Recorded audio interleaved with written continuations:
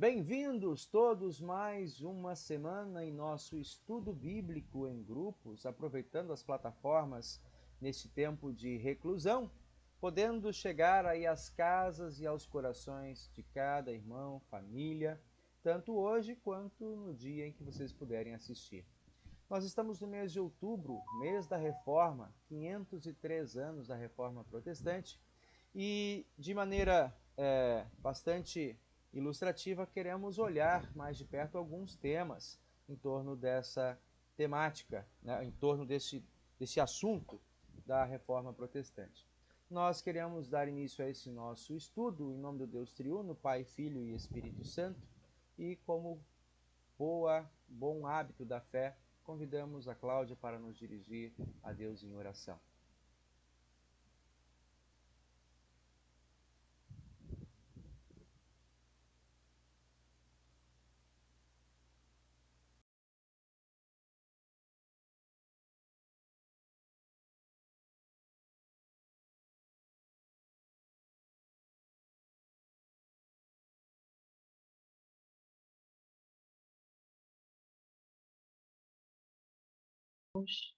Por mais este dia, estamos aqui reunidos na tua presença e sabemos que tu estás presente no meio de nós.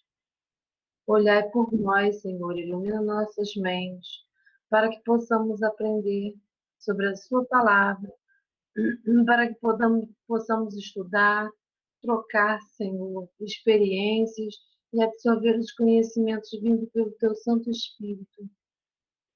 Usa-no como vaso, Senhor, na tua presença para fazer aquilo que seja para o teu louvor. Muito obrigado por tudo, Senhor. Amém. Amém.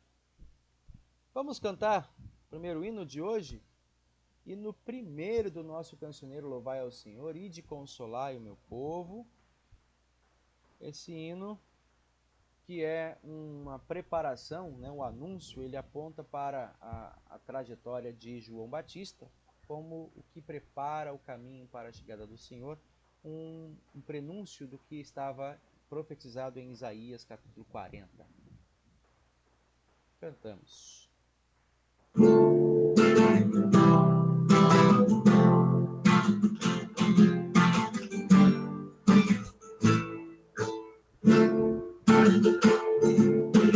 Consolai meu povo,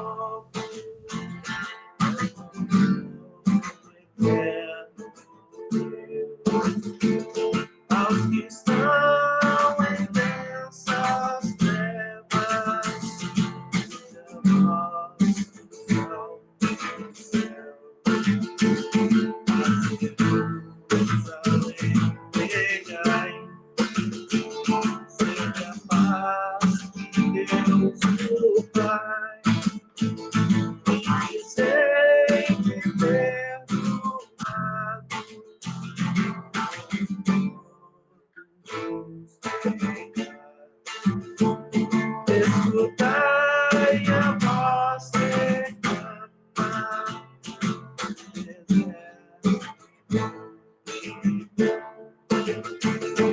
anunciando aos penitentes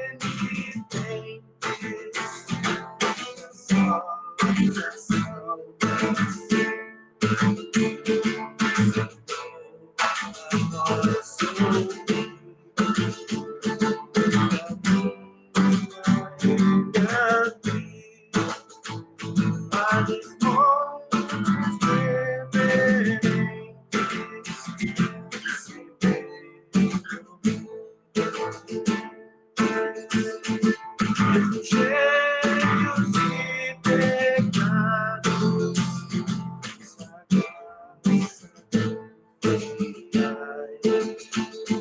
revestidos de humildades,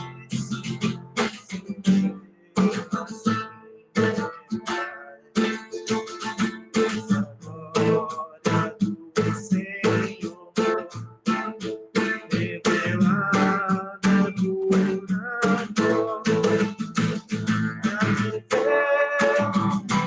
pelo mundo inteiro,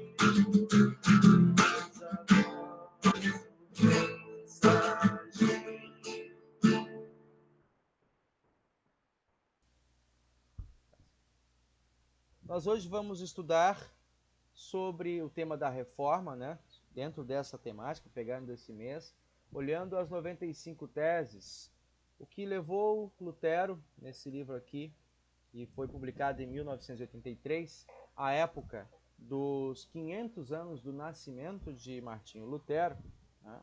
E, de maneira especial, o que provocou esse movimento da reforma foi, né, inclusive é a marca do dia 31 de outubro de 1517, né, as 95 teses. Eu vou ler aqui, não vou botar o texto, mas a gente hoje vai olhar uma proposta de jovens luteranos em se perguntar e propor a nossa época, propor também as portas dos nossos telefones, né?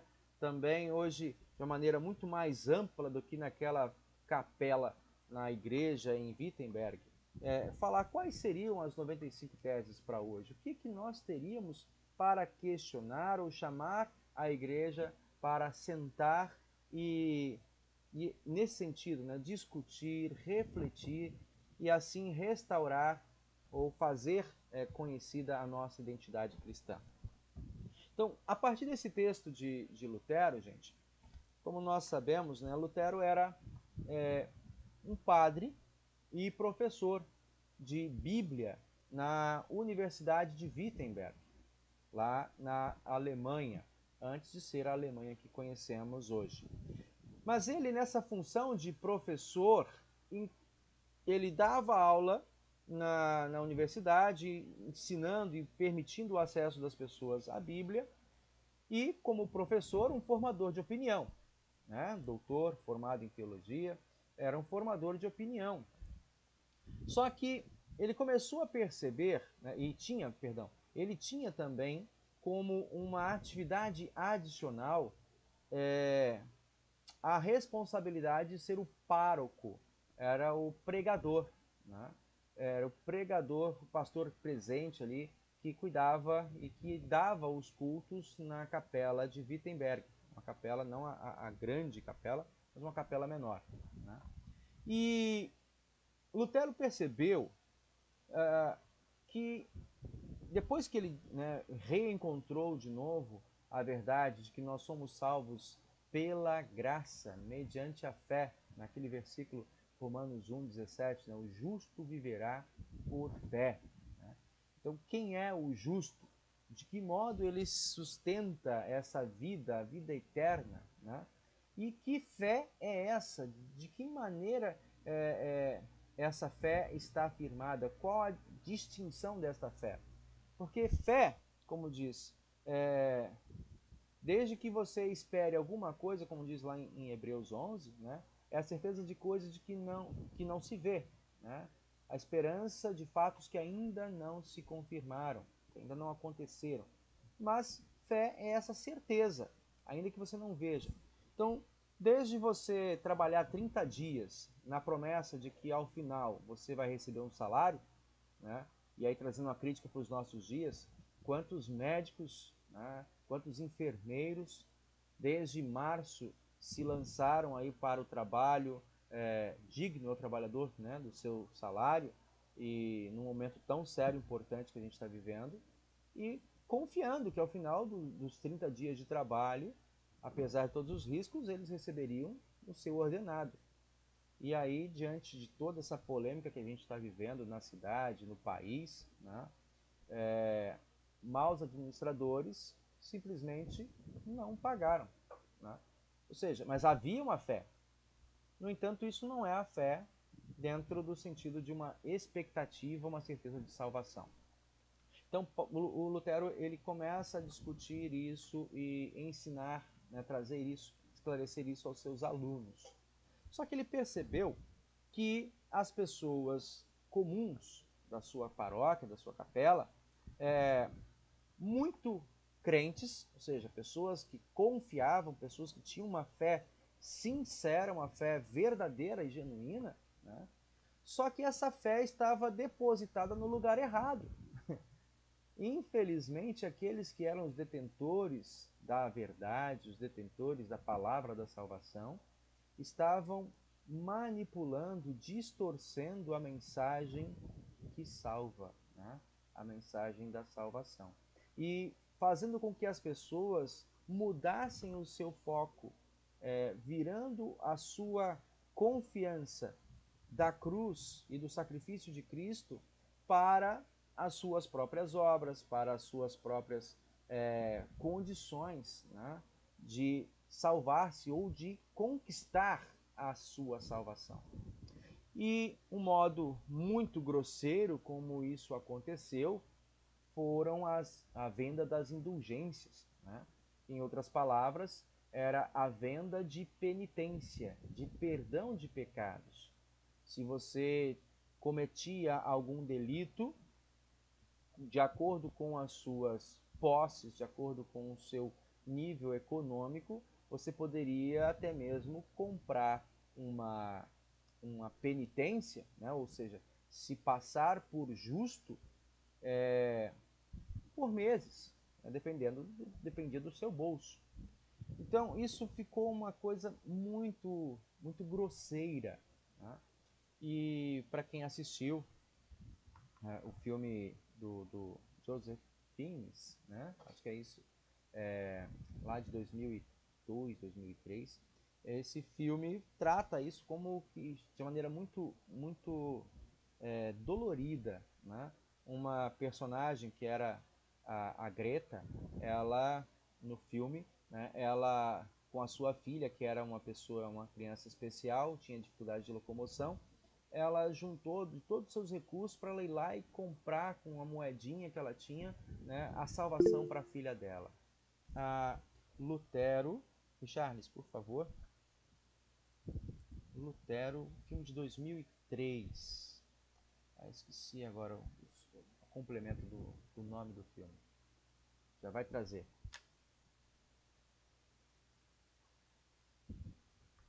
Lutero. O nome do filme mesmo é só Lutero, é só Luther. Lutero, 2003. Isso, filme de 2003. Com Fiennes, né? Eu esqueci o primeiro nome dele agora. Eu sei que o Joseph Fiennes. E é um filme muito, muito assim, bem histórico e mais colorido. Tem um outro que ele é muito mais amplo, né? Lá de 1950, ainda em preto e branco. Esse é outro clássico. Esse filme tem até no YouTube, desculpa. Ambos, né? Ambos estão no YouTube, né? Isso. E depois eu sei que, não sei se o Netflix, mas fizeram uma série também, com diversos episódios sobre Lutero, né? E muito bem. E nesse filme então do Fiennes, lá de 2003, Lutero, essa mãe, ela faz todo o seu esforço, vende os seus peixes que ela pescava, a lenha que ela colhia na mata, né, para vender para as pessoas, com a sua moedinha, ela fica toda feliz e mostra, olha, doutor Lutero, eu consegui o lugar no céu para minha filha, né? E aí ele fica indignado com aquilo. Como isso, né? Manipulando a fé, comercializando com a fé genuína das pessoas e fazendo de novo. Olha só, né? As leituras que nós fizemos recentemente, quando Jesus chega em Jerusalém, na semana da Páscoa, né? Que antecedeu ali a sua morte, as pessoas haviam transformado o templo em uma feira da fé. Então, Lutero, de certa maneira, vê isso acontecer também nos seus dias, e ele, dentro da sua função, do seu papel social de formador de opinião, de pregador, né, de representante da igreja, e para Lutero, ele até então, né, e somente mais à frente que ele vai entender isso, falou assim, gente, estão traindo a confiança do Papa. Lutero tinha na sua concepção de que o Papa Leão X não tinha conhecimento daquelas coisas, né? De que ele não tinha autorizado Tetzel a vender as indulgências, né? Para custear, manter os cofres, né? Para a construção da Basílica em Roma. Aí ele falou assim, não, não é possível, estão aqui abusando da autoridade do nosso Papa e vendendo. E aí Lutero, diz aqui o nosso texto, né, ele escreve as 95 teses, mas no seu intento não era criar alarde, não era criar uma revolução, né, um movimento popular, ele escreve as 95 teses em latim. Ou seja, era uma língua acadêmica. E ele diz assim, olha só, eu tenho aqui algumas palavras, né? Movido pelo amor e pelo empenho em prol do esclarecimento da verdade, discutir-se-á em Wittenberg, sob a presidência do reverendo padre Martinho Lutero, o que segue. Aqueles que não puderem estar presentes para tratarem o assunto verbalmente conosco, poderão fazê-lo por escrito. E aí ele começa a escrever as suas teses, né? Então ele fez isso em latim, colocou lá no dia 31 de outubro, porque era véspera de uma festa muito grande na Igreja Católica, né? No dia 1º de novembro, que era a festa de Todos os Santos, né? Então era um momento muito festivo e certamente estariam reunidos ali para dialogarem. De novo, Lutero e os padres, né, os doutores, os mestres. Só que uma coisa que ele não tinha, não estava atento, mas que já estava nos planos de Deus, a gente crê dessa maneira, é que com o desenvolvimento da prensa, né, da tipográfica, né, da prensa tipográfica de Gutenberg, que estava sendo difundida ali na Alemanha também, todo mundo queria texto para escrever e para espalhar informações. Então, foram até lá na porta da igreja, que era, digamos, o jornal nacional, né, o jornal das 8 horas, aquele horário nobre. Então ali era o lugar onde você tomava as informações principais para a cidade. E ali copiaram aquele escrito de Lutero em latim e traduziram para o alemão. E foram até a gráfica e fizeram a tipografia desse documento já em alemão e começaram a difundir esses folhetins, né? Imagina, botaram um torpedo lá disparando como se fosse hoje pelo Facebook, de repente todo mundo começou a receber aquelas notícias, aquelas informações na sua própria língua, ao seu próprio entendimento, né? E isso chegou até Roma. Isso vai ser tratado também no filme, como que de repente esse assunto chega até as mãos do Papa. E imediatamente o comércio da fé, a feira da fé, foi perdendo a sua influência, né? O que movimentava as pessoas? Era o medo do inferno.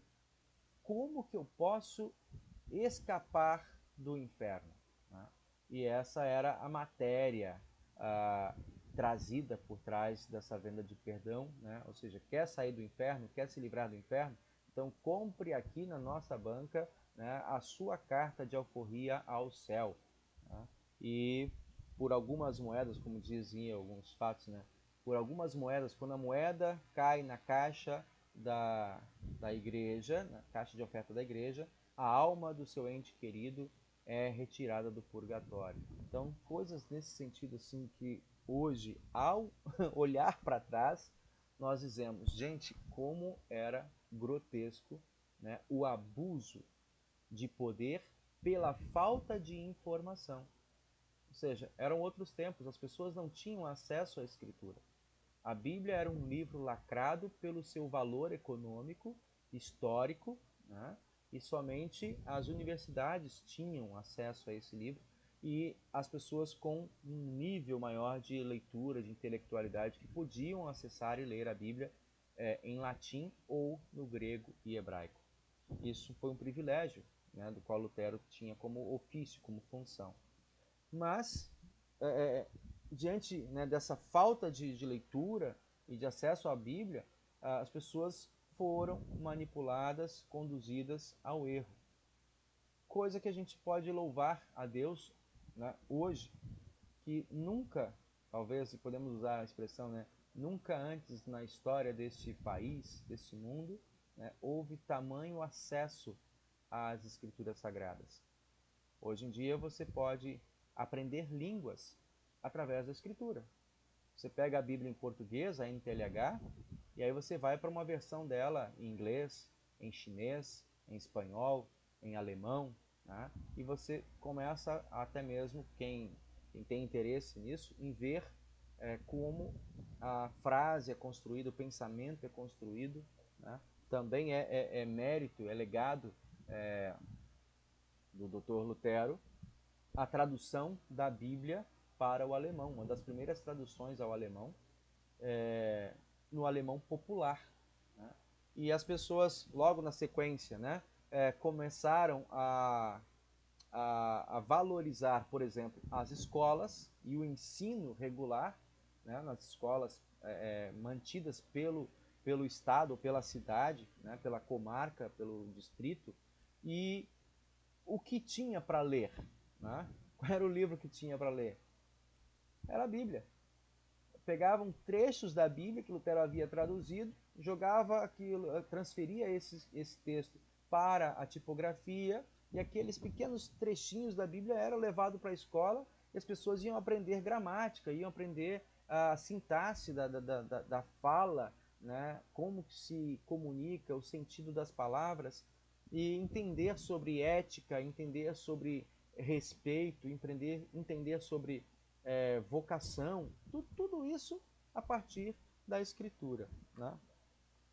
Então, assim, esse legado todo do qual nós, hoje, 503 anos depois, somos, de certa maneira, herdeiros, né? Vivemos ainda, em muitos lugares, em muitos contextos, né? Como se fôssemos novidade. Apesar de todas as festividades em torno dos 500 anos, né?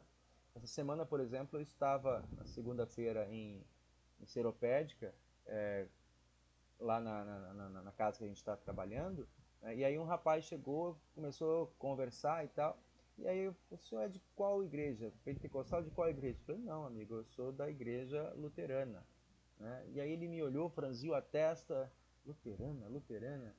Assim, o senhor lembra de Martinho Lutero e a Reforma Protestante? Ah, sim, porque já não falou logo, né? Então, para muitos, ainda hoje, existiu esse vulto na história, um reformador, Martinho Lutero, né? Mas os seus ensinos, de certa maneira, ficaram diluídos e acabou, não houve mais, né, essa repercussão. Então, cabe hoje a cada um de nós se perguntar, né? Temos coisas para questionar da nossa época? Temos uma identidade para falar algo de interessante ou de útil necessário para se falar ao nosso mundo, né? E é nesse intento, então, que os jovens da nossa igreja prepararam, né, estão se propondo aí a estudar 95 teses para a igreja de hoje, tá? Então aqui esse material está sendo produzido pela GELB, foi divulgado hoje, tá? E está propondo a todos os estudantes, a nós, essa leitura.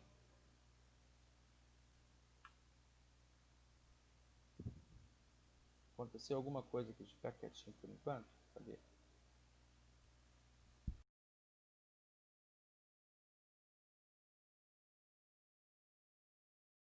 Voltou. Ok.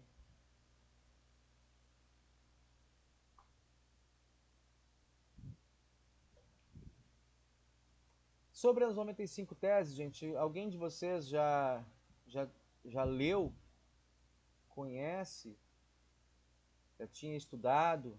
O Charles, eu vou deixar você livre dessa.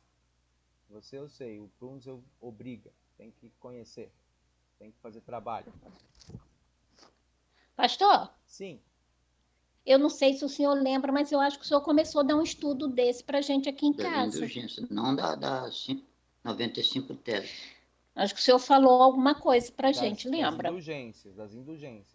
Isso. Isso, as 95 teses não. Ah, tá. tá? Geralmente a gente usa algumas delas nos sermões durante o mês de outubro, né? As que falam especialmente sobre o arrependimento, a importância do arrependimento, a centralidade em Cristo, né? E sobre a importância do Evangelho, né? Ou seja, essa mensagem de salvação não é mercadoria da fé, mas é um presente de Deus, né? Então a gente já conversou isso outras vezes, sim, mas em um ou do outro ponto, nunca lemos, né? E nem aqui nós iremos ler de fato as 95 teses originais, né? Aham. Como falei, fica a sugestão aí, quem quiser procurar, tem também na internet, né? Mas também podemos reproduzir o texto original. Eu O senhor gostaria de tem o livro? Sim. Peraí, pastor, que tá passando um motoqueiro aqui, chato aqui.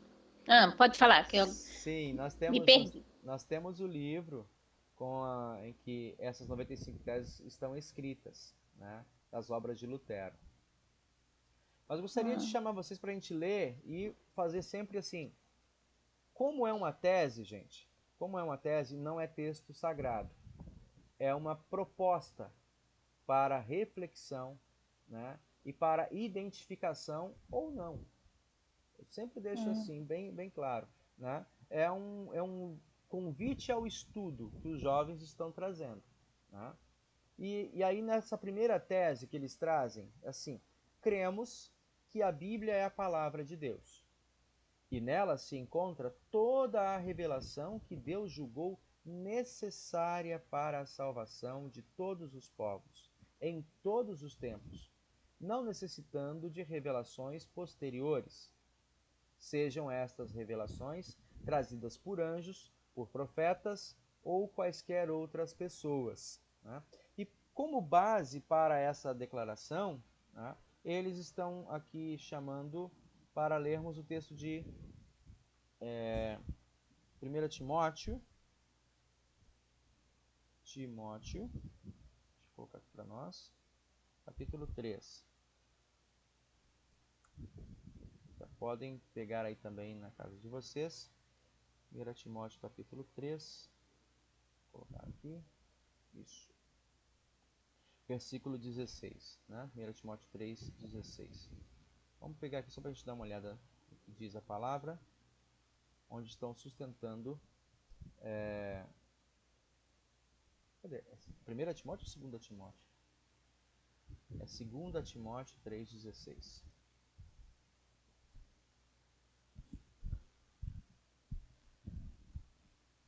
2 Timóteo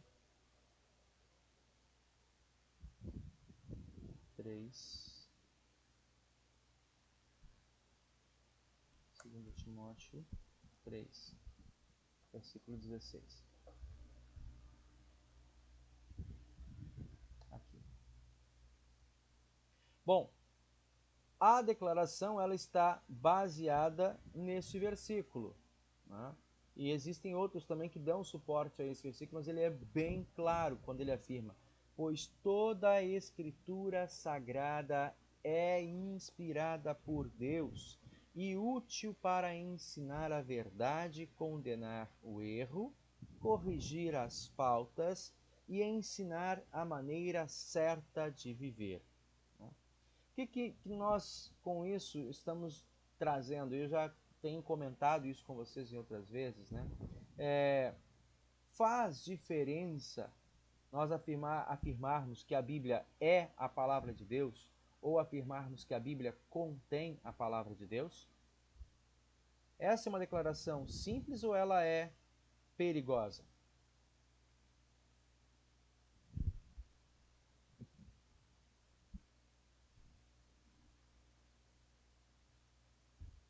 Essa parte aí eu lembro de alguma coisa que eu estudei na ET.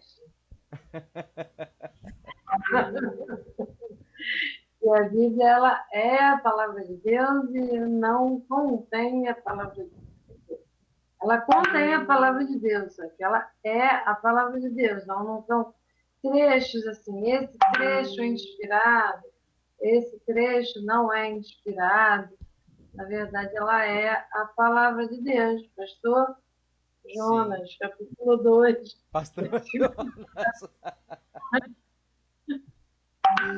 Ah, é verdade. Então, assim, tem implicações, né? O que a Cláudia está dizendo.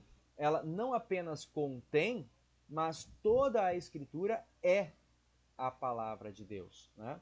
E implicações práticas para isso é que ao afirmar que ela apenas contém a palavra de Deus, e já dá, né,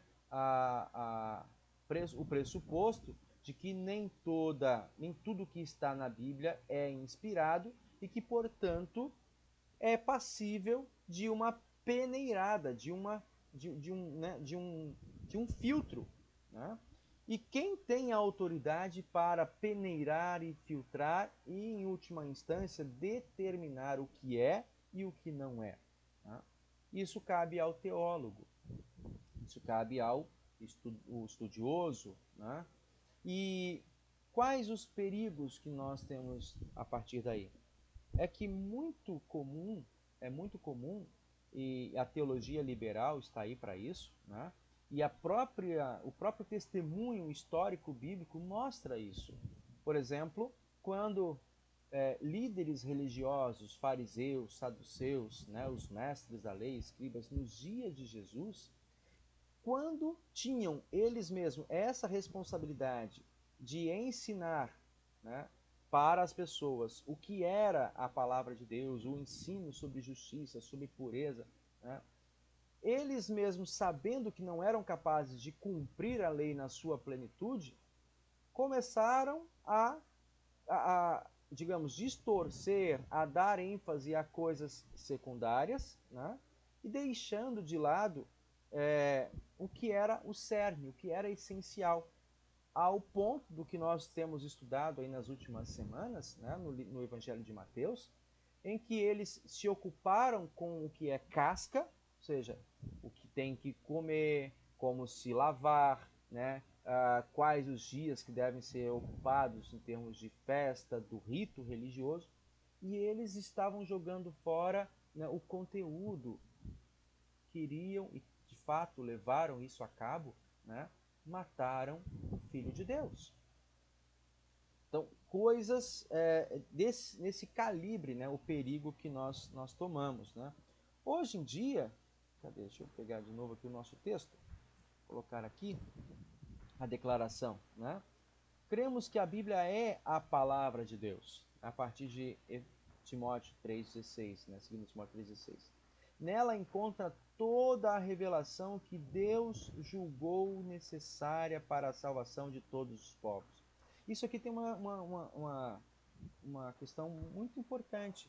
Assim, alguém que olha para a Escritura, embora ela tenha elementos históricos na sua formação, né, no seu conjunto de obras, aponta reis, governos, né, épocas, né, e fatos históricos bem marcados na natureza também, a Bíblia não tem a pretensão de ser um livro histórico.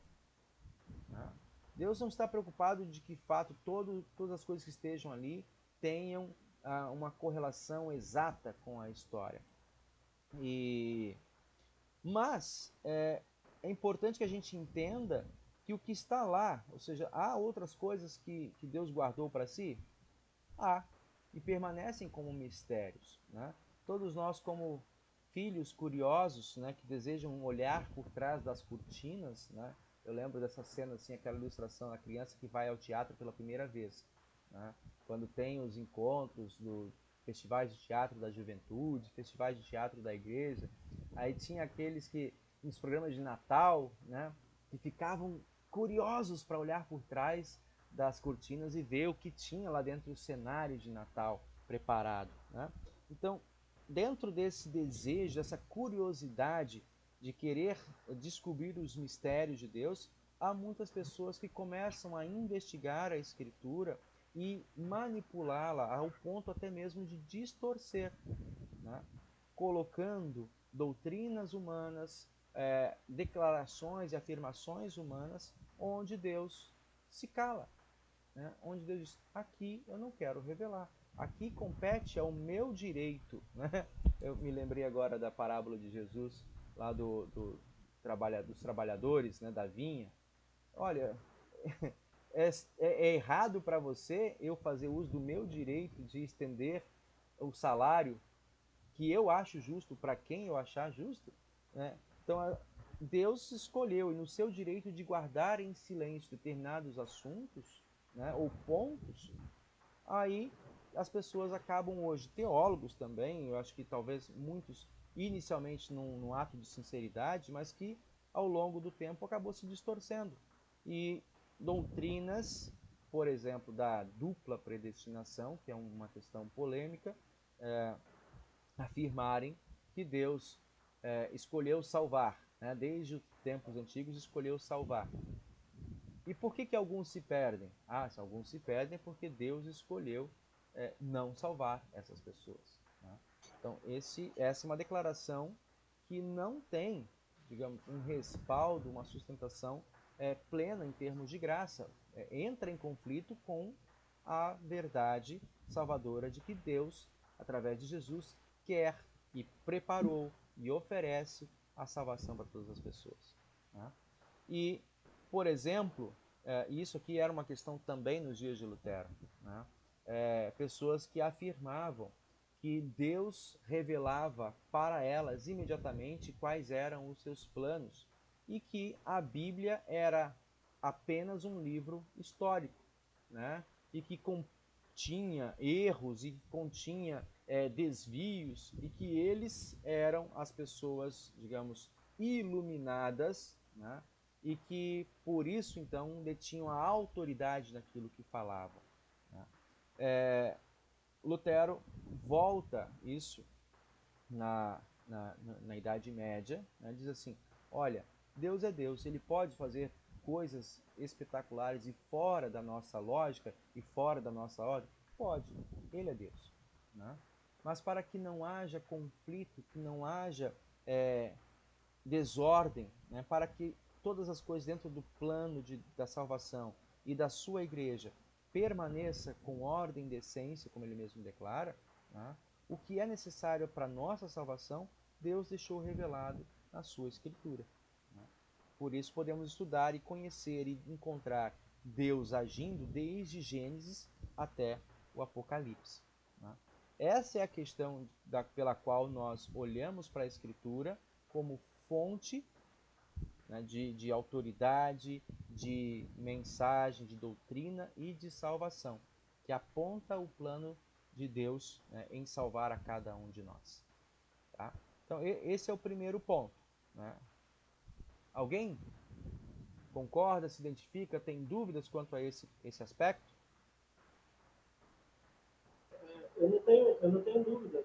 Só acrescentando também, quanto a esse próprio ponto, o próprio apóstolo Paulo, né, que também escreveu o Timóteo, ele vai dizer lá em Gálatas, né, que maldito seja anátema, amaldiçoado seja aquele outro que tentar adicionar algo a mais que não seja essa pregação.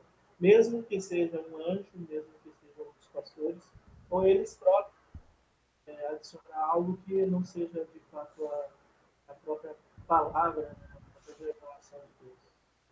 Sim, sim, sim. Então, isso é importante. Por exemplo, se nós olharmos também, como você cita, né, João faz essa declaração também, tanto no Evangelho quanto lá em Apocalipse, né?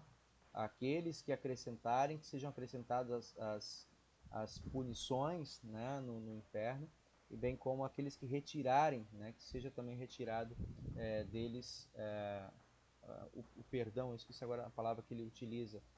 E ele afirma também em João 20, ou seja, muitas outras coisas, né, muitos outros milagres que não estão nesse livro, fez Jesus no meio do povo e dos seus discípulos, né? Aí ele escreve o propósito, né? Estes, porém, estão aqui registrados para que vocês creiam que Jesus é o Filho de Deus e que tenham vida em seu nome. João 20, 21, né? É esse o texto? João 20, 21. Já vou pegar aqui para a gente confirmar. Ou seja, Esse que eu citei é Gálatas 1 ainda, eu acho que versículo 8 a 10. Né? isso. Ou seja, não impede que Jesus de fato pudesse ou ainda possa realizar atos extraordinários, né, aonde e como ele bem entender. Eu lembro um evento em que os apóstolos, os discípulos ainda, né, vendo que pessoas, um grupo que não dos 12, não dentre os 12, estava realizando obras de cura, né, e pregando acerca do Messias, né, João, se não me engano, João e Tiago falaram assim: olha, Senhor, manda que desça fogo do céu e que acabe com eles, pois não estão caminhando conosco. Né? E Jesus os advertiu: né? Quem não é por mim é contra mim. Né? Quem comigo não ajunta, né, espalha. Então, Deus pode agir mesmo fora, né, do círculo dos 12, né, ou da nossa congregação, da nossa igreja. Pode. Né? Mas para que nós tenhamos uma segurança de salvação, né, ele deixa o que é necessário para sabermos, ensinarmos, né, confessarmos e defendermos, como diz a própria palavra, defendermos até mesmo diante das portas do inferno, né? Isso está na Escritura. Cadê? João, capítulo...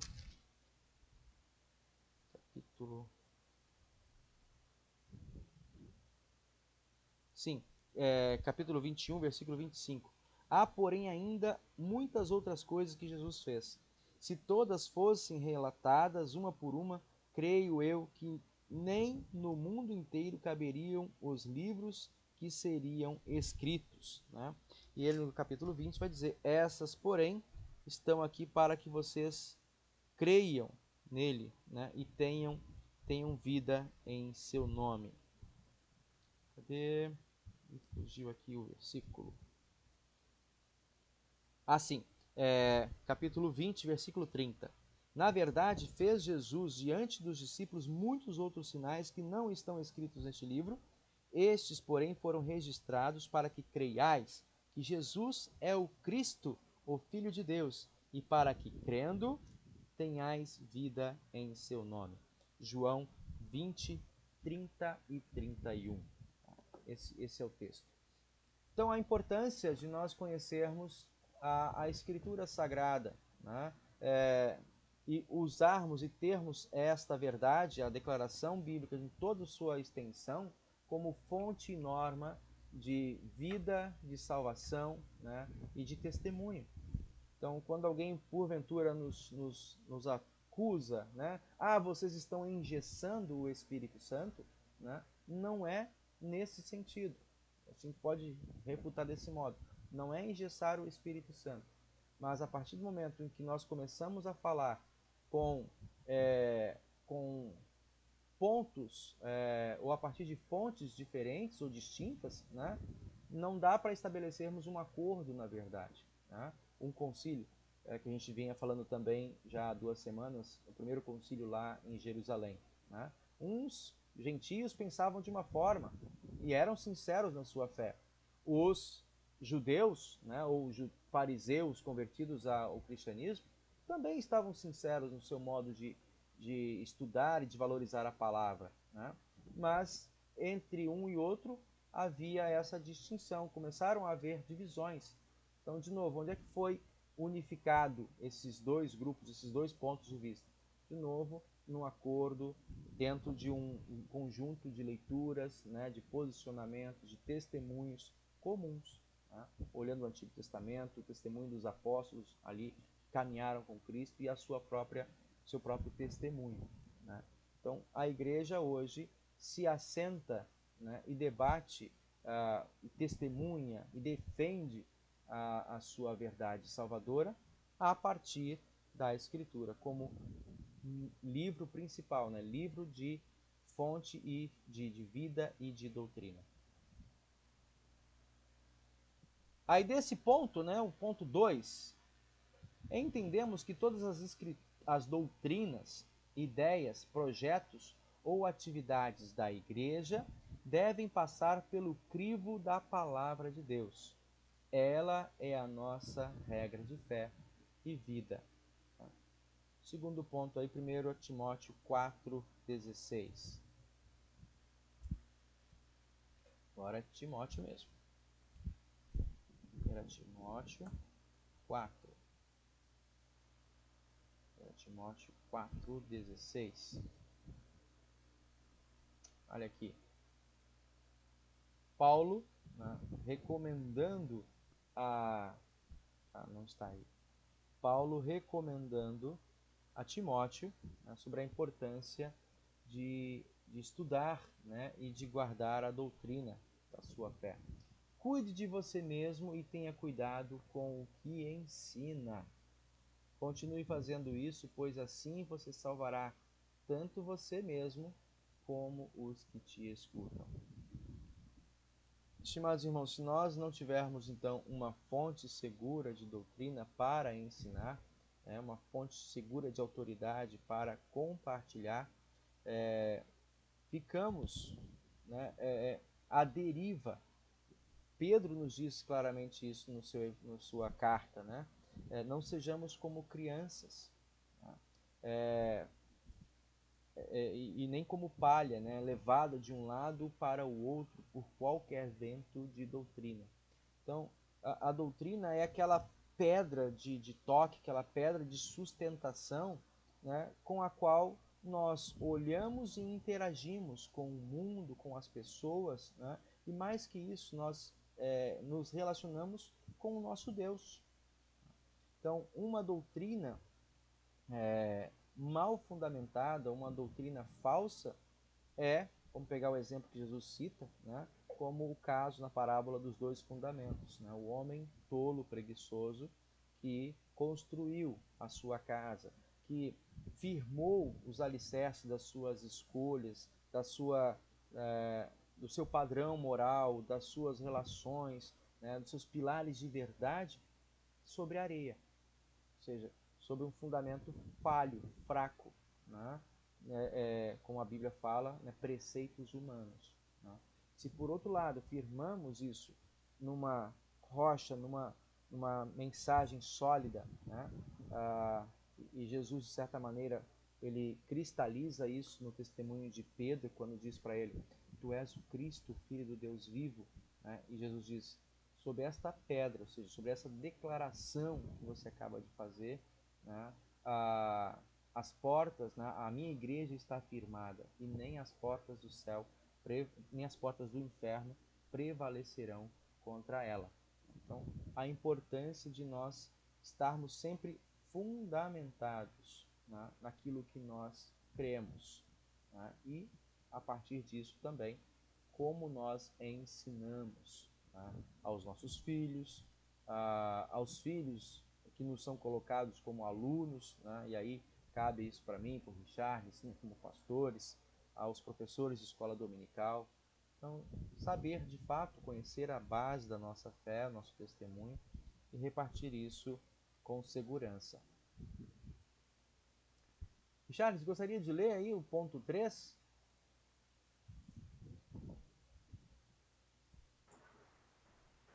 Que o ensino coerente das Escrituras ocupe lugar de honra em nossas igrejas, que haja integridade e fidelidade no conhecimento da palavra, tanto por parte daqueles que a estudam, como principalmente por parte daqueles que a ensinam.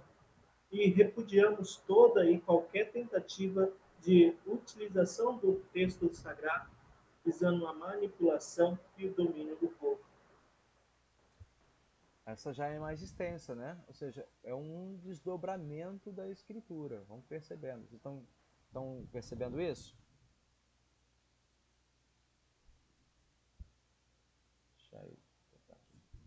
Estão percebendo aí que há um desdobramento, né? Ou seja, se a Bíblia é a fonte de doutrina, é a fonte de ensino e de testemunho, tanto a congregação, né, tanto a membresia, ela está, digamos, cativa nesses ensinos, né, quanto o próprio pastor. E da mesma medida em que o pastor tem, por causa da Escritura, né, a autoridade para admoestar, para corrigir aqueles que estão vivendo ou atuando ou defendendo pontos de vista errôneos, da mesma maneira a igreja, né, os próprios membros, também têm essa retroalimentação, né, ou essa retroorientação de conhecer e, de novo, né, acompanhar, admoestar, orientar. Então, pastor e igreja, ambos estão, nesse sentido, sendo sustentados, né, e também amparados pelo ensino da Escritura. Eu sempre falo com vocês uma coisa que me inquieta sempre, né, que é a dificuldade, um problema, quando falsos pregadores, né, falsos pastores, e a Bíblia nos alerta quanto a isso, né, se assentam, né, no seu lugar de poder, né, e de autoridade e começam com isso a manipular, tentar distorcer e capturar as vidas, capturar as pessoas, né, para a sua própria agenda. Quando que, na verdade, né, a Escritura está para nos orientar como um grande povo também, né, o rebanho de Cristo, mas numa agenda que extrapola os interesses particulares de pastores, né, de pessoas. É um coletivo, né? É um objetivo. Você coloca o pastor que é, digamos, uma voz que fala, mas não pode falar estranho. Eu gosto daquela parábola que Jesus conta das ovelhas, né? As minhas ovelhas ouvem a minha voz e me seguem, né? Então, reconhecer a voz de Cristo através da voz do pastor. E o pastor também não pode falar uma voz diferente, com um tom diferente do que o tom que o próprio Cristo tem. Então o pastor tem que ser sempre falar manso, falar calmo, né? Jesus não falou calmo. Nós estamos estudando que em dados momentos, né, quando fizeram da casa de Deus uma feira da fé, Jesus falou grosso, ele arrepiou, né? Então ele foi mais do que simplesmente um articulador ali com uma voz mais ríspida. Ele passou a mão na chibata, né? É o prazer de Cristo, é o prazer de Deus, né? É o prazer de qualquer pastor? Não. Essa é o que nós chamamos, né, Richard, da teologia, a obra estranha de Deus. Qual é a obra estranha de Deus? Né? É o castigo, é o juízo, é a condenação, né? Algo que você cria, que você do nada forma, algo pelo qual você se dedica e investe do seu melhor, ou seja, o seu próprio sangue, é o que acontece com cada um de nós, né? Cristo nos conquista, né? Nos toma para si com o seu sangue e agora simplesmente por capricho, né, ele lança fora? Não funciona dessa maneira, né?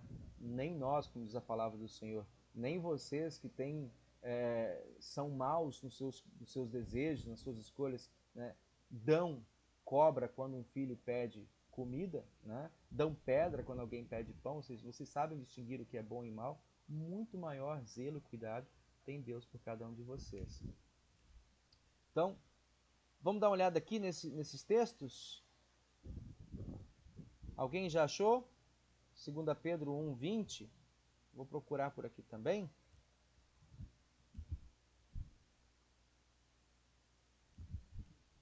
Segunda Pedro 1:20.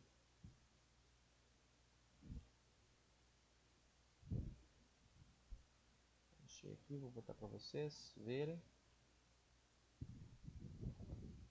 Dona Rosário, a senhora gostaria de ler aqui para nós? Por favor? Vou tentar aumentar aqui para ver.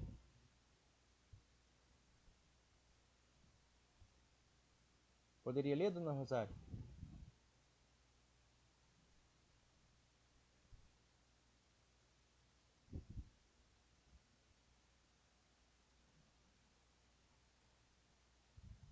sim, senhora, Abriu? por favor. Abriu. Qual o seu quê?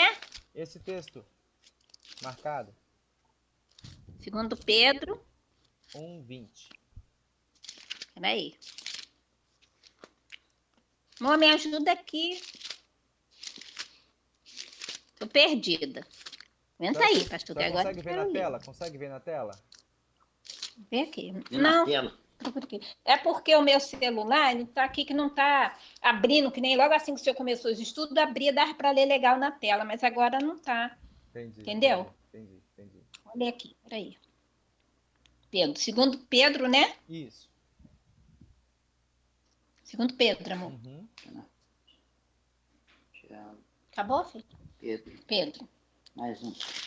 Não, 2 Segundo Pedro. Pedro, é aqui. Qual o nome? Qual é o nome? 2 Pedro o quê, pastor? 1:20. 1:20. 20. 20 aqui. Tá 2 ceguetas aqui, pastor. Deixa eu não. Não, segundo Pedro. Tá dizendo Aqui, 20. Não. Ih, pastor, a gente tá aqui Não, enrolado. é primeiro ou segundo Pedro? Segunda Segundo- Pedro. 2 Pedro. Aqui. Não? Tá ruim. 20. Não, tá aqui. Achei. Achei, pastor. Ótimo. Que dificuldade. Vou ler aqui. Pode? Pode.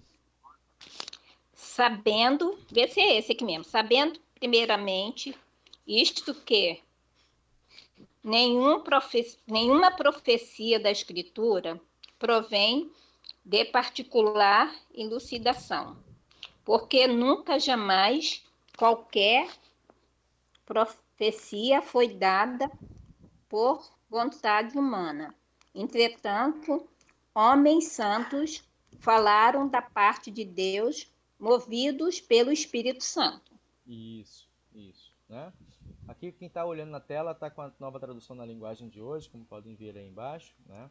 Mas o conceito é o mesmo, já todo mundo que acompanhou viu, a ideia é a mesma. Então, como, inclusive o apóstolo Pedro fala, como que vocês podem identificar uma doutrina, né, e fazer a distinção? É exatamente nesse texto que ele vai falar, tratem um sonho como sonho, né? E não convertam sonhos em palavra de Deus. E ele vai trazer isso, né? Por quê? Porque as profecias, elas são confirmadas através da história, né? Pela própria palavra de Deus, pelo testemunho dessa palavra, né? O que é sonho, trate como sonho, né? Por quê? Porque também através do sonho nós podemos muitas vezes, e isso deixa eu contar uma história, né? Certa vez, uma pessoa estava com uma dificuldade de relacionamento, né? E aí chegou a defender isso junto da esposa, né? Que num sonho havia sido revelado para essa pessoa que Deus queria que eles se separassem. Falei, mas de onde que Deus disse uma coisa dessa, né? Então, alguém que afirma tal declaração, dizendo assim, não, foi num sonho, né? O Senhor falou para mim num sonho. Né? Como é que você vai confrontar? Né? A princípio, se você crê que tudo aquilo que é sonho vem da parte de Deus, a gente vai dizer assim, ô irmão, peraí, né? Deus não se confunde. Deus não volta atrás na sua palavra. Se ele afirma, né, que deixará o homem, né, pai e mãe, se unirá à sua esposa, os dois serão juntos uma só carne. Portanto, aquilo que Deus juntou, não separe o homem. Né? Fique junto, acompanhe. É melhor ser dois do que um, porque quando um resbaleia, o outro fica junto. Então, toda a declaração bíblica aponta que, na verdade, Deus não nega as dificuldades de relacionamento, né? De convívio, e até mesmo, como diz lá o texto em Mateus 19, né? Quando Moisés concedeu o direito de carta de divórcio lá no Antigo Testamento, ele fez isso por causa da dureza do vosso coração. Né? Mas no princípio não era assim. Então, quando alguém fala, não, num sonho o Senhor me disse isso, a gente levanta a anteninha. Será? Né? Quem é que daria um conselho para contradizer aquilo que Deus disse? Lembra lá no Jardim do Éden? Né? Será que Deus disse isso mesmo? É certo que não morrereis.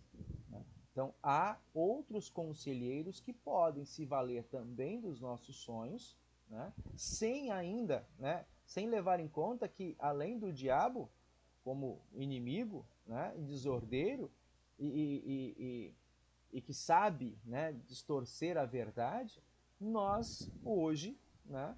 Somos pessoas pecadoras e que dentro de nós a velha natureza quer nos impelir para todo ato de injustiça, né? De mentira, de engano, de violência e de egoísmo.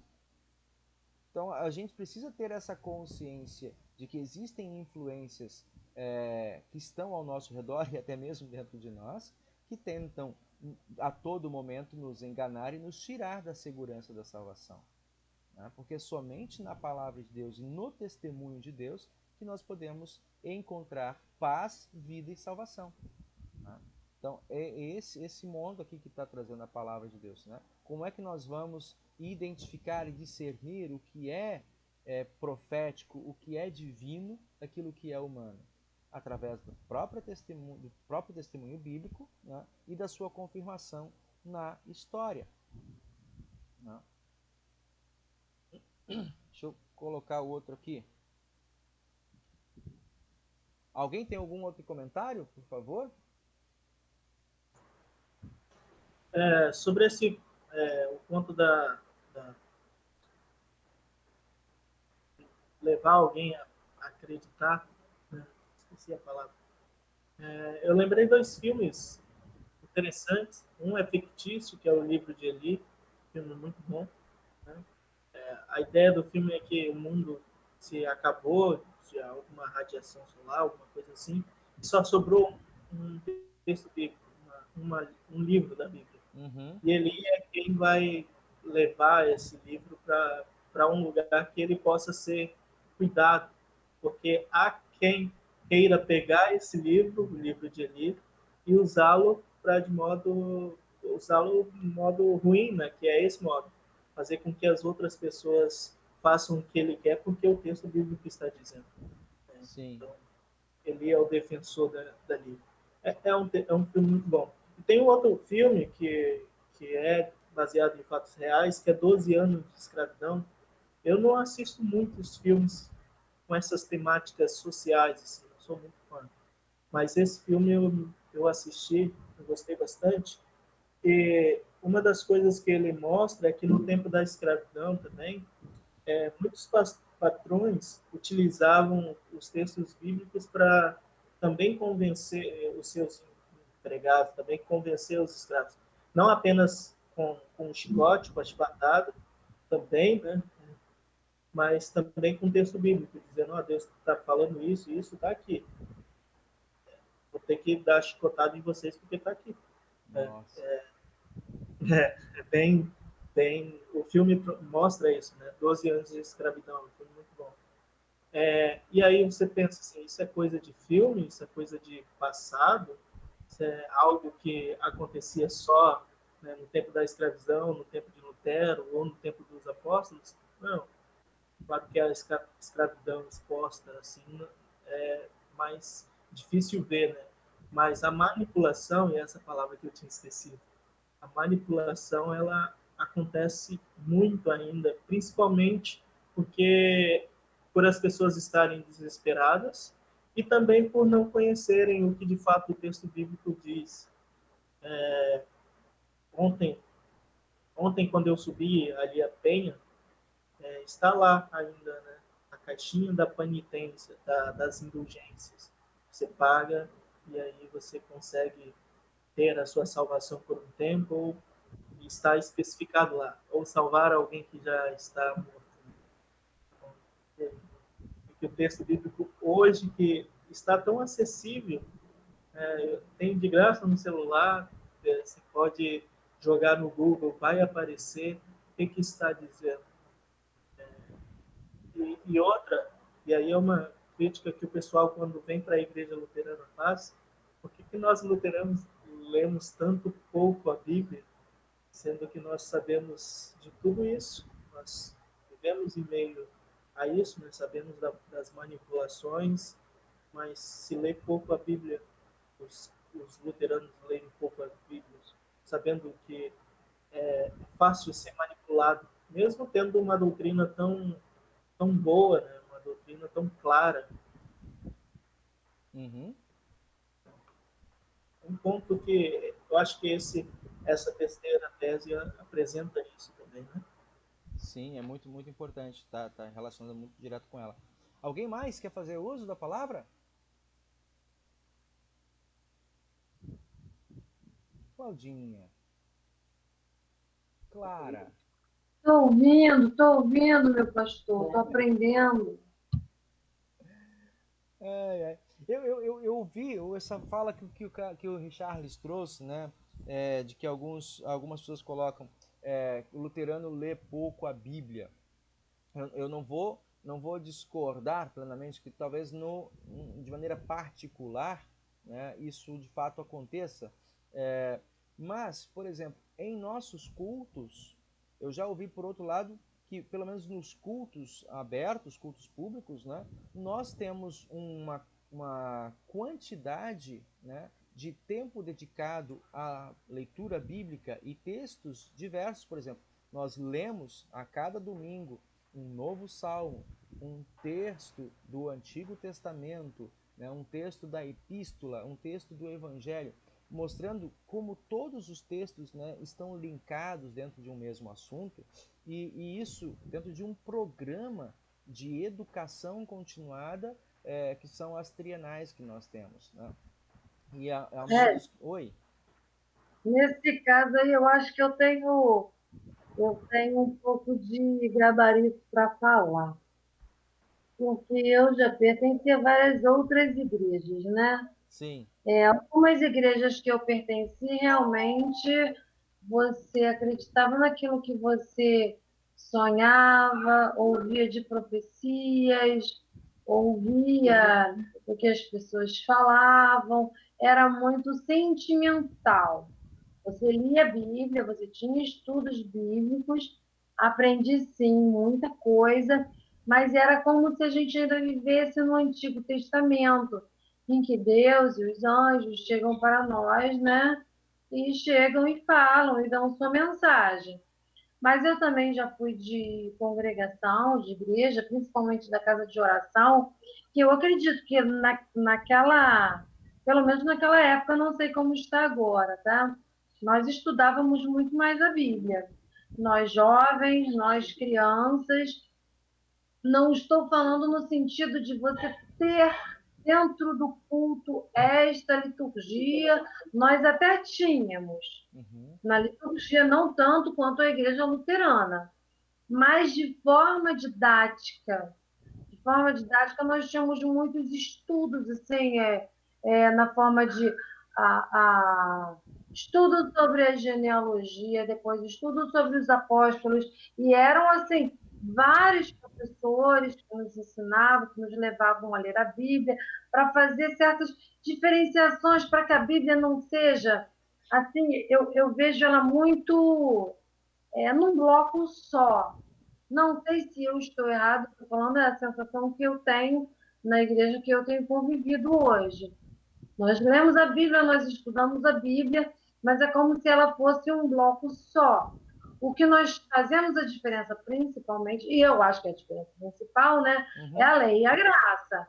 Realmente, isso daí nos traz uma diferença tremenda no nosso viver, na nossa fé.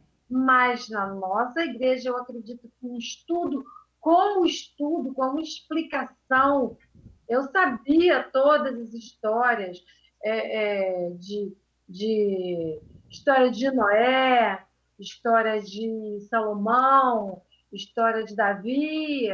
Tanto que com 12 anos eu consegui dar aula para as criancinhas pequenas. Eu tinha esse conhecimento pequeno, mas que para as crianças já era muita coisa, entendeu? Já levava a ter um conhecimento assim, a ver a Bíblia como um livro, além de ser um livro espiritual, um livro que conta histórias. Eu sinto falta disso também, entendeu? Nesse sentido.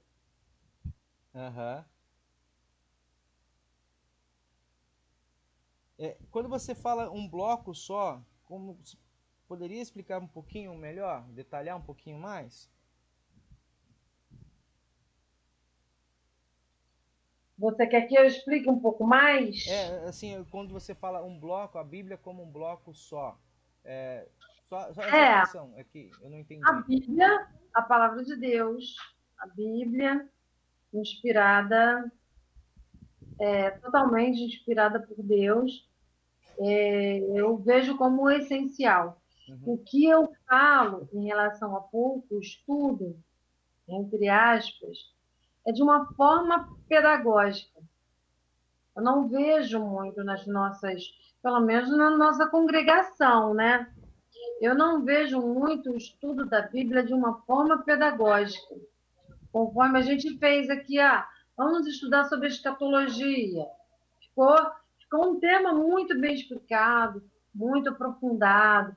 Poxa, mas estudos sobre questões da Bíblia para que a gente leia a Bíblia como um livro. Não pegar de Gênesis e ler até Apocalipse. Mas não, vamos estudar os profetas, Sim. vamos estudar os milagres de Jesus, vamos estudar o Sermão da Montanha. Eu vejo muito assim a separação assim das coisas. Não sei se eu estou sabendo me explicar. Eu vejo muito separado. Vamos estudar o Sermão da Montanha. O Sermão da Montanha ele vai estar relacionado com algo que nós vimos nas epístolas, com algo que nós vimos nos Salmos também, Aham. nós vimos no Antigo Testamento, mas isso é a liturgia do culto. Eu não estou falando da liturgia do culto. Eu amo a nossa liturgia do culto. Eu acho que Antes que você fale alguma coisa, mas eu amo a liturgia do nosso culto. Eu estou falando. Eu também gosto. A Clara também gosta da nossa Também liturgia. gosto, porque nas outras igrejas o culto é uma bagunça, nem entendo o que está acontecendo, não sei nem o antropólogo. Oh, meu Deus, Elson vai ter que editar isso. Não, Ai, não, não vou editar nada. Eu gosto de ver vocês falando. Isso mesmo. mas o que eu digo é no sentido de estudar. Eu vejo muito assim, fazer a pergunta. Você faz a pergunta para um jovem luterano, eu que frequentei a maior parte dos congressos, dos cultos, eles sabem profundamente sobre fé, sobre evangelho, mas não é aquela parte didática da Bíblia que com certeza você e Charles têm, eu não vejo tendo a igreja isso. Uhum. Não tão profundamente, obviamente, né? Você trouxe Mas uma outra questão. Agora eu entendi o que você está trazendo. Eu acho que sim. Mas ah, que assim, você trouxe uma expressão que eu até estou guardando ela aqui, anotando ela aqui para mim, né?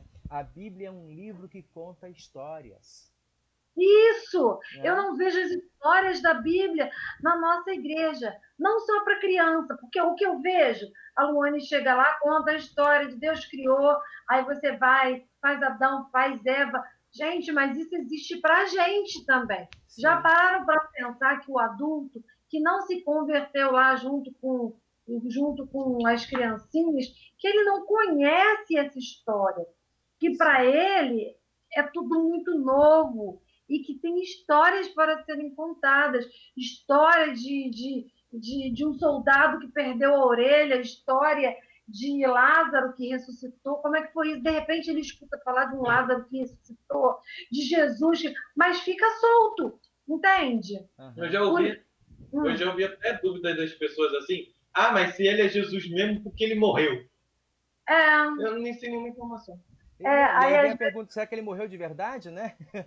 Ou morreu de faz de conta, né? E que implicações morreu isso igual tem? no jogo, né? Morreu igual no jogo, depois vai, recarrega e vive de novo. É, por mais que. Interessante essa fala tua, Cláudia. Por mais que possa parecer, digamos, para nós que somos de uma geração anterior, fala assim, tá, quem morre, morre. Né? Mas hoje, vamos botar as nossas crianças ou as crianças das nossas crianças, né? Tipo, meu sobrinho hoje, 21 anos, já vai ser papai. Ou seja, essa gurizada agora de 3, 4 anos de idade, né, geração 2010 para cá, que Ah, hoje, né, já é imersa em jogos e jogos com uma realidade super ampliada. Então, isso que você traz assim, gente, pode parecer absurdo, você diz assim, não, Jesus é como um game, um avatar que morreu, né, e deu play de novo e voltou. Para nós essa linguagem não funciona tanto, mas para eles isso faz muito sentido, né? E aí quando se fala de que Jesus ressuscitou, como é que é isso? Então essa questão dessa imersão das crianças dentro desse mundo faz com que, de novo, conceitos de gerações anteriores que entenderam, que leram, que ouviram, né, as histórias contadas pelas professoras e também pelos pastores, tivessem, né, essa realidade, né, diferenciada. Quando você traz esse aspecto do pastor... só que aí, Edson, te interrompendo, a gente fala muito de criança e eu fico pensando nos adultos. As crianças, você está acostumado. Todos nós, sejam professores como eu, como Luane, não sejam, eu já cansei de ver você contando historinha para as crianças, assim, que às vezes o adulto que está ali aprendeu escutando essa sua historinha, entendeu? Porque ele não ouviu no nível de compreensão dele. Sim. Porque vocês conhecem a Bíblia de cabo a rabo dentro do possível do estudo de vocês.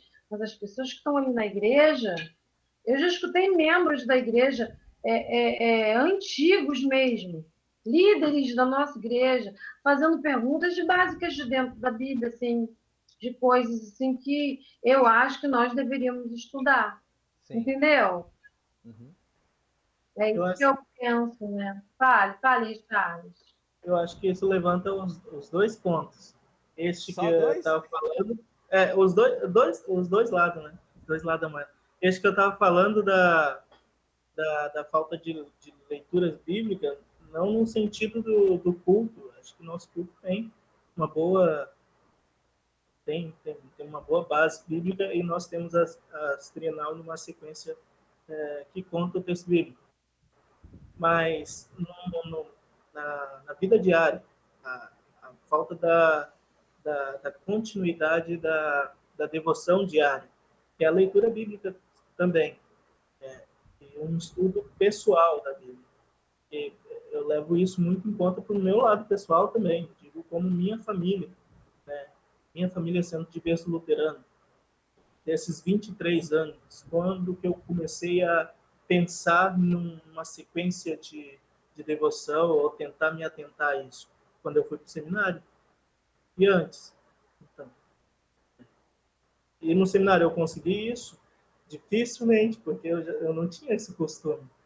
Então a gente se cobra também, mas não ter o costume desde criança ou desde casa é mais difícil, mas não quer dizer que não consiga também. E esse outro lado, da gente levar isso para o culto, para a igreja, né? Não para o culto em si, mas ser a igreja no sentido de cobrar mais, cobrar, eu acho que cobrar não é a melhor palavra, Mas incentivar, incentivar, porque é isso que a incentivar Cláudia está isso. trazendo. Olha, eu estou muito orgulhoso das falas que eu estou ouvindo do Caio, bem particularmente aqui, do Caio e da Clara, né? Do fundo do coração, assim, sendo bem sincero, assim, do que eu estou ouvindo de vocês. De fato, encontrarem sentido e, de novo, né, falar da alegria das coisas que vocês aprenderam, né, e continuam aprendendo. Né? Isso vai formando a nossa identidade, nós estamos crescendo, eu já não estou mais lidando com aqueles menininhos, né, da turma do catecismo, coisa que eu dizia para eles. Eu, né, no catecismo, vocês vão passar, ótimo, mas depois é a própria vida quem vai fazer as perguntas para vocês, né? E vocês deverão saber ou não. Então, há um momento também desse amadurecimento, a gente sempre entendeu isso, né? E que bom, eu fico feliz assim de ver que eles hoje estão percebendo a importância e trazendo questões. É bom ouvir nossa liturgia, ela faz diferença, ela é diferente, ela tem uma característica, uma coisa, uma identificação, né? E esses temas que os jovens estão colocando aqui também, 95 teses para os nossos dias. Olha que coisa interessante, gente. Precisamos, com essa questão que a Cláudia está falando, precisamos voltar ao básico. Quando nós, pastores, né, e estudantes, preparamos os nossos sermões, uma coisa que incomoda muito a gente, qual é a ilustração que eu vou dar para o sermão, para introduzir o meu sermão? Não é, Richard? A palavra introdutória para você capturar a atenção das pessoas durante aqueles seus 10, 15 minutos ali da pregação. Então a gente às vezes fica fazendo tanta... Isso já dizia o professor Leopoldo Reimann, isso fala ainda o pastor Winterle. E aqui no distrito, o pastor Jonas é ao concurso, mas também outro que tem essa característica que a Luane fala assim, vai aprender com ele. Né? E eu digo claramente aqui, o pastor Gilberto. O pastor Gilberto tem uma habilidade na maneira de como ele faz a pregação, que ele conta exatamente as historinhas para adultos, né? Para os vovôs, as vovós, para as missões. Ele captura a atenção das pessoas e eu posso dizer com segurança isso que a Cláudia está falando, eu assino embaixo. Ele já me capturou muitas vezes em maneira de contar a história bíblica, eu falei assim, eu não tinha escutado desse jeito antes. Né?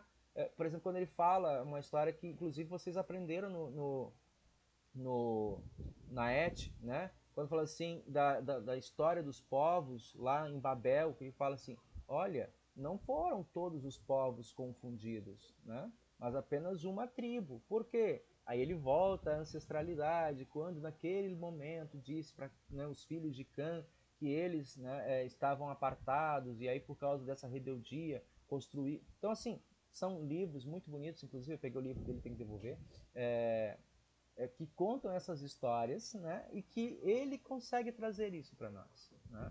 E, de novo, só reforça essa importância de nós, ou pastores, né, ou até mesmo os próprios jovens, de tanta leitura que estão disponíveis hoje, também fazer essa leitura da própria Escritura.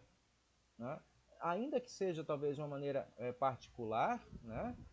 Mas também convidar pastores e grupos, eu já vou dar a palavra, e grupos para fazer isso. Pastor, conta histórias para a gente, né? Traz aqui uma coisa que, às vezes a gente como pastor, eu falo de mim assim, eu fico incomodado, será que falar da história, falar da geografia, isso é interessante para o jovem hoje? Né? Pela sua fala e pelo que os meninos estão aí ecoando, eu acho que sim, né? Sim.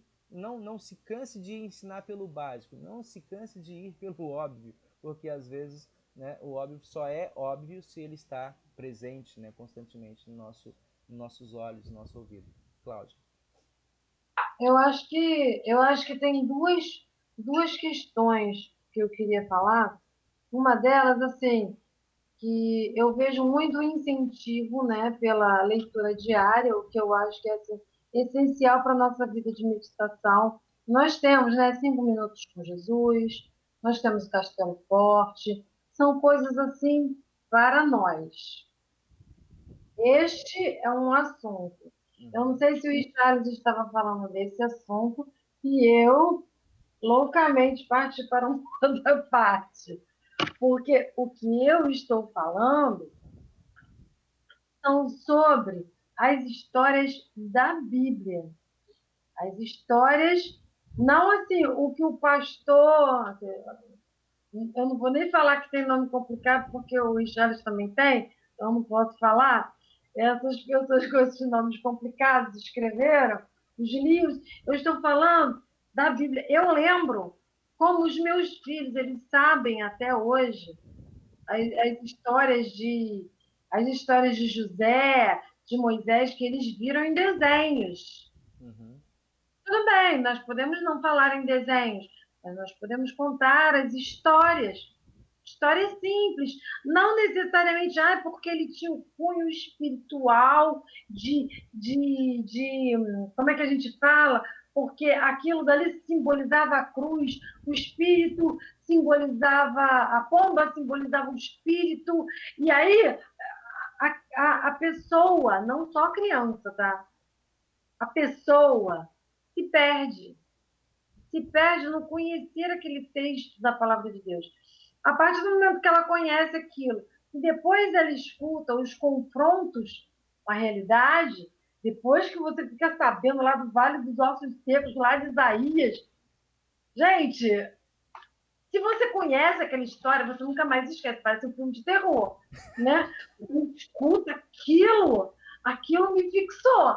Aí depois você vai estudando que relação que aquilo tem com todas as promessas de Jesus e tudo se encaixa. A impressão que eu tenho é que nós, luteranos, já estudamos tudo encaixado. Então, não dá tempo de você perceber cada história. Entendeu? Consegui me explicar? Consegui. Ou seja, não vamos suspender os nossos estudos de terças e quintas nunca mais. Exatamente. Que essa é uma oportunidade, né? É uma oportunidade de ouro. É uma oportunidade de colocar na mente que a Bíblia ela é boa de se estudar. Não é aquele negócio. Eu não sei quem, acho que foi o Mateus lá de Caxias que colocou no status dele, um pastor falando: meu culto é muito mais divertido que o seu, o meu culto a gente fala, a gente canta, a gente grita. Aí o pastor luterano falou: não, quando eu quero me divertir, eu vou para o circo, porque eu vim louvar a Deus. Eu não estou falando para a gente fazer uma alegoria de historinhas, de brincadeirinhas, mas é história, porque é uma história. Se Jesus contou parábola, se Jesus explicou por historinhas, por que nós temos que primeiro começar pelo complexo? Primeiro começar pelos dogmas de não sei lá de onde. Entendeu? As historinhas, ele não contava só para as crianças, ele contava para os adultos. Nós, adultos, precisamos de lúdico. Olha, hoje eu estou falando demais, gente. Chega, porque eu não vou parar de falar hoje, não. Hoje eu estou terrível. Tá bom. Alguém mais? Especialização pastoral hoje. Tô falando. O negócio tá bom. O mês da reforma tá bombando. É isso? Eu quero voltar então aqui, dando continuidade. Olha aqui, mais um texto que a gente pegou só um. E aí a gente vai fechar esse bloco do ponto 3. Aqui, ó, Romanos 12, 7. Romanos 12, 7. Cadê? Aqui. Romanos 12, 7.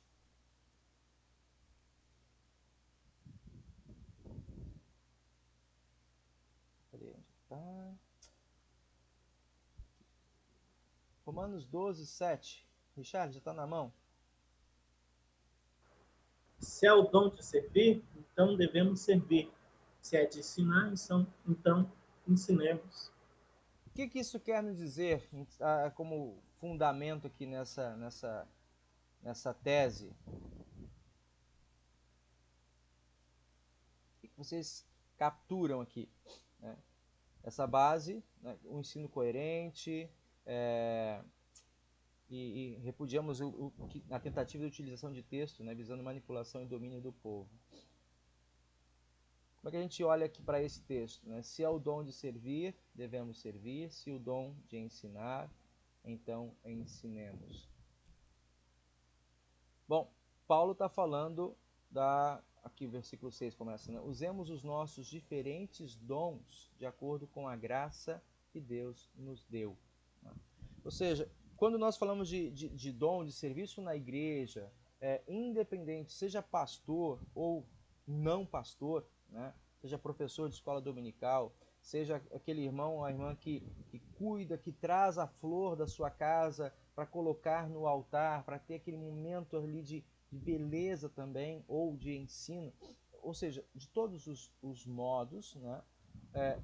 O dom é um presente de Deus e deve ser usado a serviço do reino, né? E não para vanglória. Esse é o ponto que Jesus, na leitura que nós ouvimos há 2, 3 semanas atrás, ele enfatiza com as autoridades religiosas de sua época, com fariseus, com saduceus ali. Na semana foi a disputa lá com os herodianos, mas anterior a isso, Jesus estava alertando porque eles, por medo de perderem a influência sobre as pessoas, o domínio sobre as pessoas que estavam ali na congregação, né, começaram a olhar para Jesus e vê-lo como um inimigo, como um adversário. E isso também é a dificuldade. Como eu sempre, de novo, né, Paulo fala, quem almeja o episcopado, né, lidar no testemunho, no ensino com a fé, é algo maravilhoso. Não é, como diz, quase que indizível o prazer, a alegria de quem tem o privilégio de ensinar a Bíblia e ainda, como eu digo, e ainda ser mantido, né?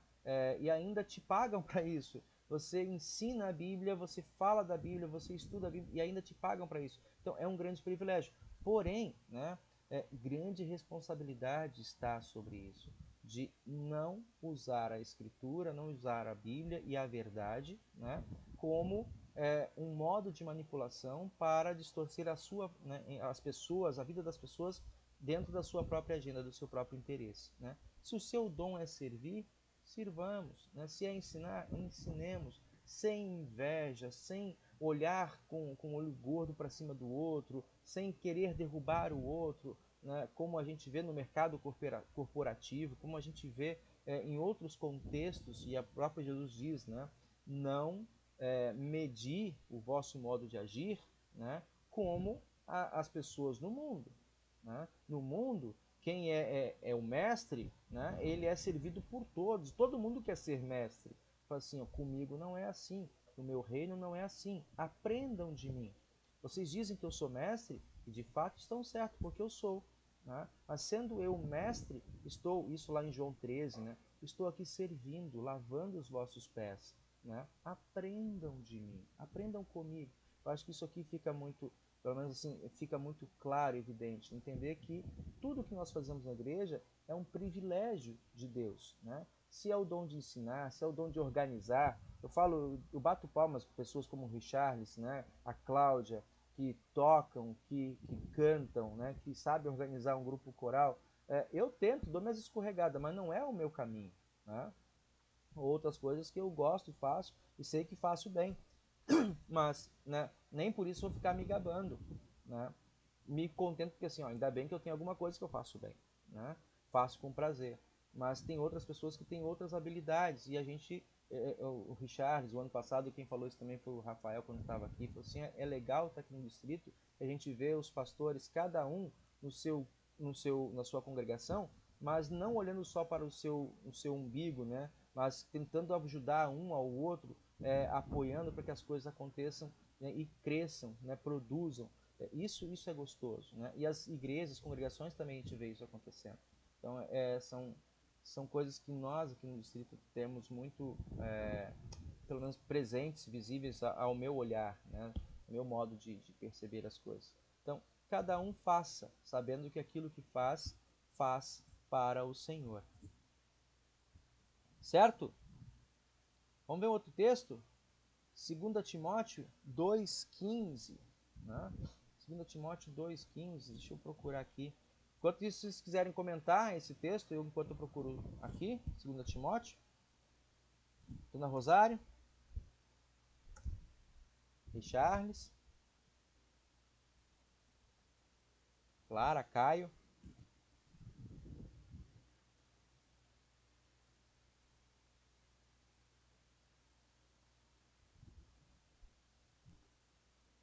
Deixa eu colocar aqui o outro texto. 2 Timóteo 2,15. Pode ler, meu irmão? Faça todo o possível para conseguir a completa aprovação de Deus, como um trabalhador que não se envergonha do seu trabalho, mas ensina corretamente a verdade do Evangelho. Cara, que texto lindo. Né? Dá para botar assim, tanto no coração quanto na porta do nosso escritório. Né? Cada dia de manhã, por exemplo, aquela segunda-feira ou aquela semana que você está puxado, está cansado como pessoa, você olha assim, ó, né? faça tudo possível para conseguir, né? Como trabalhador, não se envergonhe do seu trabalho, se agrade. A gente vê recentemente pessoas que, infelizmente, ou por cobiça ou por ceder a uma tentação, né, do diabo, acabam causando vergonha, né, ao Evangelho. Eu já tive vezes aqui, eu acho que logo lá quando eu cheguei no Rio de Janeiro, né, que eu chegava e eu falava assim, sou o pastor. Eu percebi as pessoas me olhando com um olhar estranho, assim, de desconfiança, né? E por quê? Porque de fato aqui a gente, né, tem uma pluralidade enorme de confissões, de denominações, né?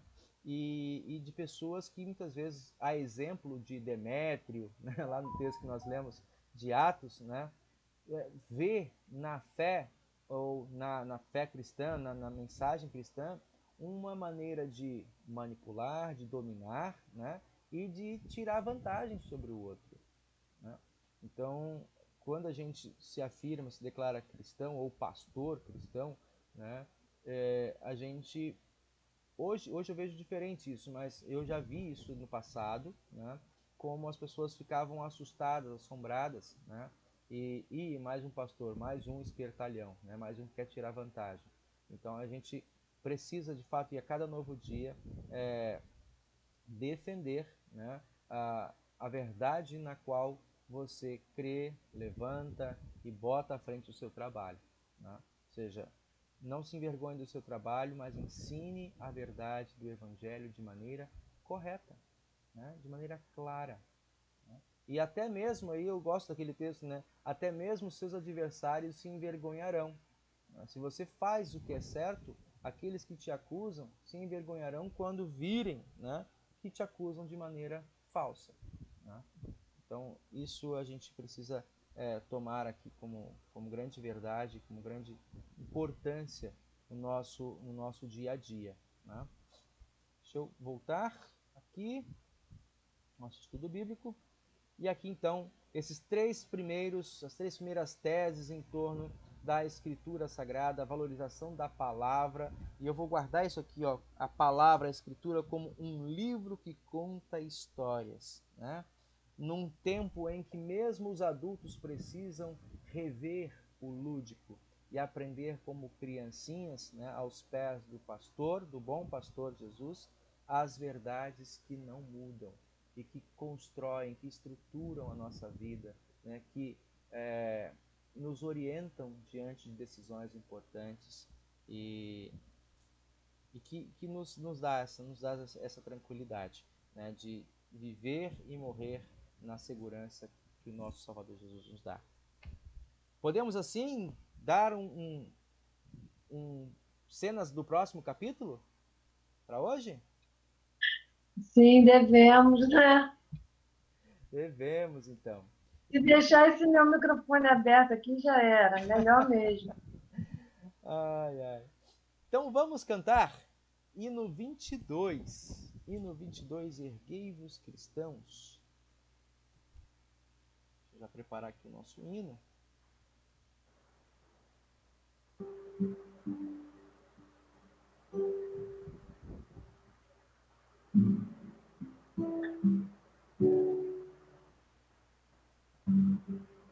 Muito bem. Hino 22. Quem conhece, canta junto, só desliga o microfone.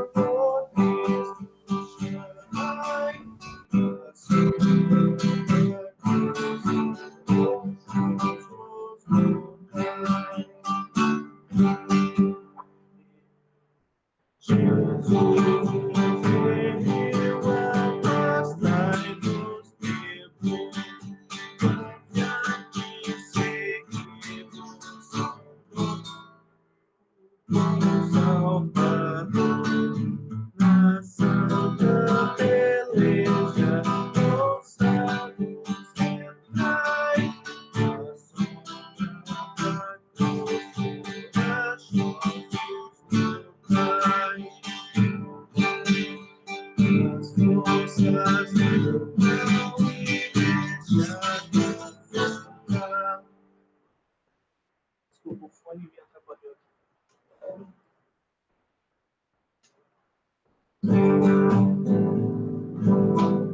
As forças do mal me deixam defrontar as suas visões cativas. E que estou bem alto, tentando levantar a sombra da cruz, corajosos não caem.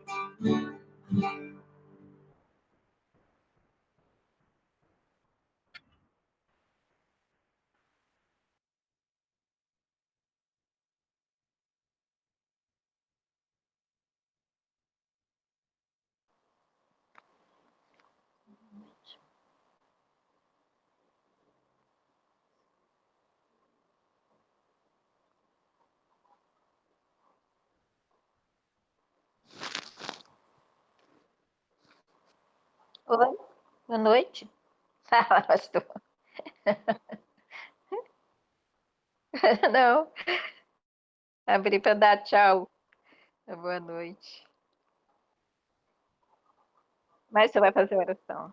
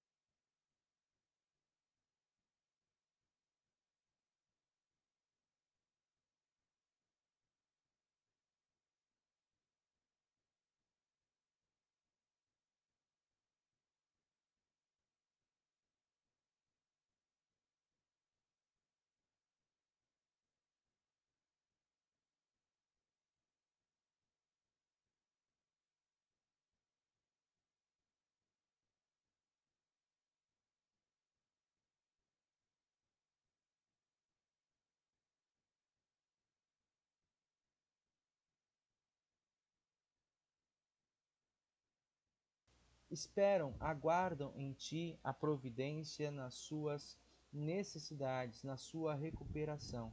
Que possam encontrar, Senhor Deus, com o Teu Santo Espírito, força e ânimo para serem reerguidos do leito, do seu momento de prostração, e que sejam, Pai querido, também, através de Tuas mãos, auxiliados, acompanhados por médicos, enfermeiros e profissionais de cuidado e saúde. Tudo isso, Senhor Deus e Pai, entregamos em Tuas mãos e pedimos que nos traga nessa noite um repouso, um descanso reparador. Por Teu Filho Jesus Cristo, de quem aprendemos a orar. Pai nosso que estás nos céus, santificado seja o Teu nome. Venha o Teu reino. Seja feita a Tua vontade, assim na terra como no céu. O pão nosso de cada dia nos dá hoje. Perdoa-nos as nossas dívidas, assim como nós também perdoamos aos nossos devedores.